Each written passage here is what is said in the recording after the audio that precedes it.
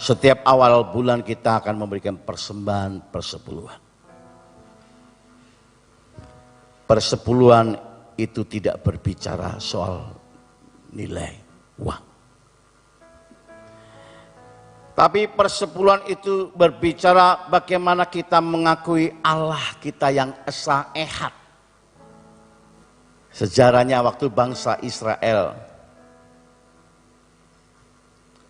mereka dibuang di dalam pembuangan di Babel.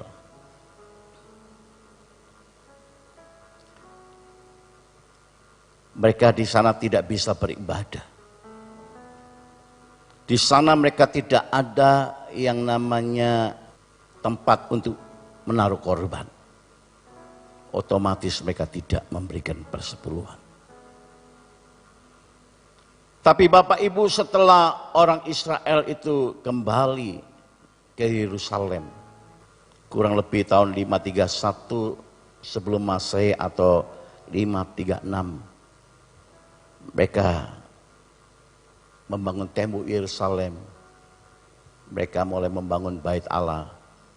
Tidak ada alasan mereka tidak memberikan persembahan di atas korban.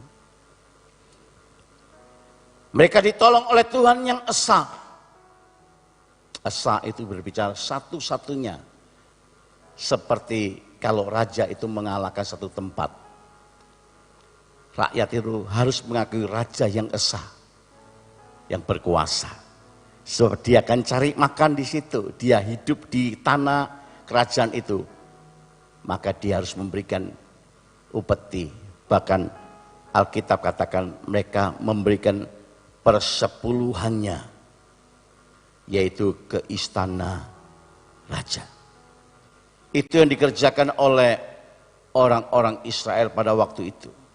Setelah mereka ada di Yerusalem, maka Nehemia mengingatkan kembali, bukankah kita punya Allah yang esa yang sudah menyelamatkan kita? Dalam Nehemia pasal 10 ayat 37 sampai ayat yang ke-38. Nehemia pasal 12 ayat 44. Nehemia pasal 13 ayat 5 dan ayat 12. Nehemia pun mengingatkan kembali, karena Allah yang esa, Tuhan itu telah menyelamatkan bangsa ini. Dan hanya ada satu Tuhan. Kalau ada dua Tuhan, itu disebut pengkhianat.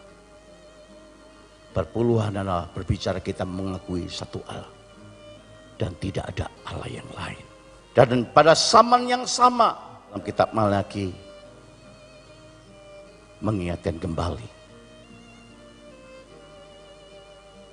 Jadi Nehemia dan Malaki adalah sama-sama hidup sejaman. Ehad. Kata ehad itu sangat luar biasa. Supaya kita memahami kata ehad itu, bahwa kita mengakui Allah yang esa.